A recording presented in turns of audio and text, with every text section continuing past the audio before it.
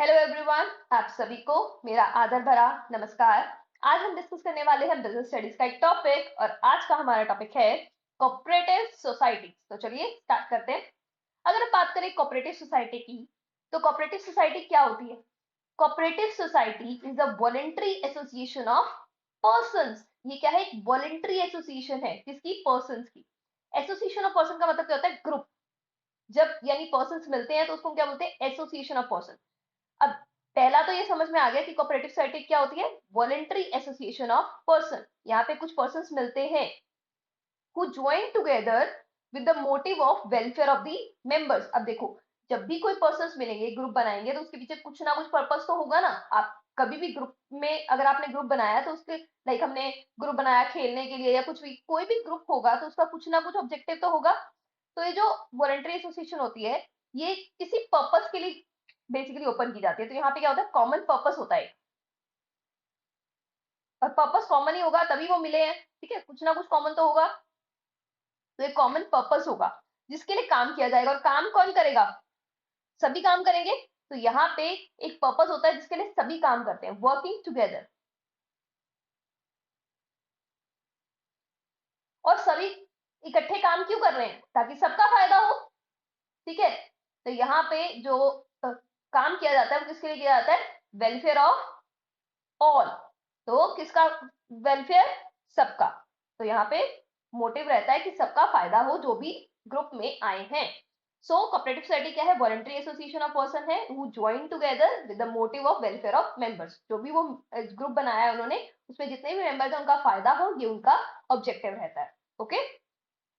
अब now the question is कि हम क्यों मिलते हैं, यानी अब ग्रुप क्यों क्रिएट किए जाएंगे? तो ये जो ग्रुप होते हैं वो वेरियस टाइप्स के होते हैं। लाइक हमारे पास आता है कंज्यूमर्स ग्रुप, प्रोड्यूसर्स ग्रुप। क्या होता है? कंज्यूमर्स मिल जाते हैं और मिल के वो फिर सामान खरीदते हैं। ऐसे ही प्रोड्यूसर्स ग्रुप, प्रोड्यूसर्स मिल जाते हैं और मिलके वो सामान बेचते हैं। बिकॉज एक और एक 11। जब लाइक एक कंज्यूमर होगा तो उसको ज्यादा एक्सप्लॉइट किया जाएगा। जब वो मिल जाएंगे तो क्या होगा? एक्सप्लॉइटेशन कम हो जाएगी और हमें सामान सस्ते में भी मिल जाएगा। तो ये जो कोऑपरेटिव सोसाइटीज होती हैं वो वेरियस टाइप्स की होती हैं। तो ये जो मिला जाता है वो वेरियस रीजंस होते हैं हमारे पास। लाइक कंज्यूमर सोसाइटी होगी, प्रोड्यूसर्स होगी, मार्केटिंग के लिए मिल गए, फार्मर्स इकट्ठे मिल जाते हैं। ओके। वो अब आगे डिस्कस करेंगे कि किस किस कितने टाइप्स की हमारे पास कोऑपरेटिव सोसाइटीज होती हैं। But now the question is कि क्या कोऑपरेटिव सोसाइटी को रजिस्टर करवाना कंपलसरी है? लाइक सोल प्रोप्राइटर और पार्टनरशिप में तो कंपलसरी नहीं होता था, बट कोऑपरेटिव सोसाइटी को रजिस्टर कराना कंपलसरी है। यानी किसी भी एसोसिएशन ऑफ पर्सन को, यानी किसी भी ग्रुप को आप कोऑपरेटिव सोसाइटी नहीं कह सकते जब तक वो रजिस्टर नहीं है। और रजिस्टर कहाँ कराएंगे? कोऑपरेटिव सोसाइटी एक्ट 1912 में। कहाँ रजिस्टर कराएंगे? Cooperative societies act 1912। अब देखो, जब भी हमें रजिस्ट्रेशन कराना होता है यानी कहीं एडमिशन लेना होता है तो उसकी कुछ ना कुछ रिक्वायरमेंट्स होती हैं। तो यहाँ पे भी कोऑपरेटिव सोसाइटी की कुछ रिक्वायरमेंट्स हैं। पहला, एटलीस्ट 10 मेंबर्स, 10 पर्सन होने चाहिए। लाइक अब 5 पर्सन है, वो कहते हैं हम कोऑपरेटिव सोसाइटी बना सकते हैं। Answer is no. At least 10 members. और 10 मेंबर्स कैसे? एडल्ट, यानी जिनकी एज 18 साल से ऊपर है। नेक्स्ट बात आती है कैपिटल की। पैसा कौन लगाएगा? तो पैसा कौन लगाएंगे? वो जो पर्सन जो मिले हैं, यानी मेंबर्स।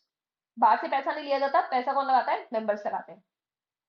अब क्वेश्चन ये, मेंबरशिप होगी, होगा कौन, मतलब कौन मेंबर बन सकता है? तो answer is open for all. कोई भी कास्ट, कोई भी यहाँ पे क्राइटेरिया नहीं होता कि ये पर्सन मेंबर बनेगा। मेंबर कोई भी बन सकता है। ठीक है, membership is open for all. Hope that's clear. थोड़ा एक आइडिया हो गया होगा। सो वॉलंटरी एसोसिएशन है ये। कॉमन पर्पस होता है और सारे मिलकर काम करते हैं। और किसके लिए काम करते हैं? एक दूसरे के लिए काम करते हैं, सबका भला हो basically. Next is definition of cooperative society. अब डेफिनेशन है हमारे पास कोऑपरेटिव सोसाइटी की, देखते हैं। कोऑपरेटिव ऑर्गेनाइजेशन या कोऑपरेटिव सोसाइटी, ऑर्गेनाइजेशन भी बोल देते हैं इसको, a society which has this objective, जिसका ऑब्जेक्टिव क्या होता है? Promotion of economic interest of members. मतलब जो पर्संस मिले हैं उनका फायदा हो इन अकॉर्डेंस विद, और बट वो जो फायदा है वो कोऑपरेटिव जो भी प्रिंसिपल्स हैं उन उसको ध्यान में रखते हुए हो। तो वो सोसाइटी जिसका ऑब्जेक्टिव है मेंबर्स का फायदा रख करना, उसको हम क्या बोलते हैं? Cooperative organisation. Hope that's clear. Next is characteristics of cooperative society. अब हम कोऑपरेटिव सोसाइटी के बारे में और अच्छे से जानेंगे कोऑपरेटिव सोसाइटी क्या होती है। तो वन बाय वन देखते हैं। First is voluntary membership. जैसे कि हमने बात की थी, कोऑपरेटिव सोसाइटी में कोई भी मेंबर बन सकता है। Membership is open for all. यहाँ पे कोई भी रिलीजन, कास्ट या जेंडर को नहीं देखा जाता। Okay.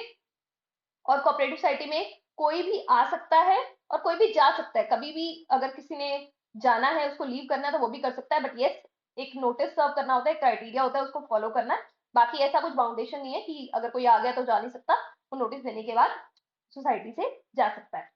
Hope that's clear. Next is legal status. अब कोऑपरेटिव सोसाइटी का लीगल स्टेटस क्या होता है? जैसे रजिस्ट्रेशन की बात हमने कर ली कि कोऑपरेटिव सोसाइटी का रजिस्ट्रेशन जो है वो कंपल्सरी है। तो जैसे ही कोऑपरेटिव सोसाइटी का रजिस्ट्रेशन हो जाता है, वैसे ही कोऑपरेटिव सोसाइटी को लीगल आइडेंटिटी मिल जाती है। क्या मिल जाती है? Legal identity. मतलब लॉ की नजर में उसकी आइडेंटिटी हो जाती है। तो इसीलिए हम कहते हैं जो कोऑपरेटिव सोसाइटी है वो क्या है? एक लीगल एंटिटी है, मतलब लॉ की नजर में उसकी एक अलग आइडेंटिटी है। अगर लॉ की नजर में उसकी अलग आइडेंटिटी है, इसका मतलब उसके नाम पे कोई भी जो सामान होता है वो हम खरीद सकते हैं, कोई प्रॉपर्टी खरीद सकते हैं, उसको कोई पर्सन इस कोऑपरेटिव सोसाइटी के अगेंस्ट केस कर सकता है और वो भी किसी को केस कर सकती है। तो कोऑपरेटिव सोसाइटी क्या होती है? सेपरेट लीगल आइडेंटिटी होती है। मतलब यहाँ पे दो पर्सन होते हैं। देखो लीगल एंटिटी की बात आती है ना, तो दो पर्सन होते हैं। अब यहाँ पे मेंबर्स हैं, यानी जो पर्सन मिले हैं, ग्रुप है, और ये एक कोऑपरेटिव सोसाइटी है। तो कोऑपरेटिव सोसाइटी और मेंबर्स क्या है? अलग अलग है।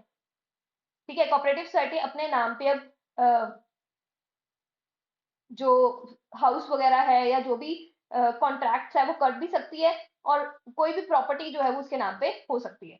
तो रजिस्ट्रेशन कंपल्सरी है, इससे उसको जैसे रजिस्ट्रेशन होता है वैसे उसको लीगल आइडेंटिटी मिल जाती है, और उसकी जो आइडेंटिटी है वो डिफरेंट होती है मेंबर से। Hope that's clear. और लीगल एंटिटी डिफरेंट है तो मेंबर्स आए मेंबर्स जाए, इसका कोऑपरेटिव सोसाइटी पे कोई भी फर्क नहीं पड़ता। Next is limited liability. अब यहाँ पे जो लाइबिलिटी होती है वो कैसी होती है? लिमिटेड होती है, यानी जो मेंबर्स होते हैं जो मिले हैं उनकी बस कितनी लाइबिलिटी है? जितना उन्होंने पैसा लगाया। मतलब हमने स्टार्टिंग में बात की थी कि कैपिटल किसने लगाई? मेंबर्स ने लगाई। तो जितने उन्होंने कैपिटल लगाई बस उनकी उतनी लाइबिलिटी है, उसके ऊपर अगर कोऑपरेटिव सोसाइटी में कुछ भी देना पड़ेगा तो उसके लिए वो लाइबल नहीं है। तो यहाँ पे उनकी जो लाइबिलिटी है दैट इज लिमिटेड। ठीक है। बिकॉज कोऑपरेटिव सोसाइटी की अपनी लीगल आइडेंटिटी होगी ना, इसलिए लाइबिलिटी क्या होगी? लिमिटेड होगी। Next is control. Now the question is control कौन करता है यहाँ पे? तो कंट्रोल रहता है मैनेजिंग कमिटी के हाथ में। किसमें रहता है? मैनेजिंग कमिटी होती है यहाँ पे जो कंट्रोल करती है। अब नाउ द क्वेश्चन इज कि कमिटी फॉर्म कैसे होती है? तो ये जो कमिटी फॉर्म होती है वो पर्सन ही, जो मेंबर्स होते हैं वही फॉर्म करते हैं बाय वोटिंग। तो मेंबर्स वोटिंग के द्वारा ये जो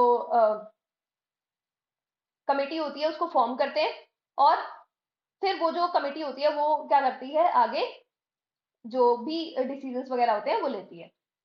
सो the controlling job is perform by the members themselves in a democratic way. तो यहाँ पे डेमोक्रेटिक वे है क्योंकि वोट करना है और हर एक मेंबर के पास एक ही वोट होता है। ऐसा नहीं कि अगर किसी ने ज्यादा पैसा लगा रखा है तो उसके पास ज्यादा वोट है, और जिसने कम लगा रखा है उसके पास कम है। हर पर्सन के पास एक वोट होता है इसमें, जैसे हमारी नॉर्मल पॉलिटिकल वोटिंग में होता है।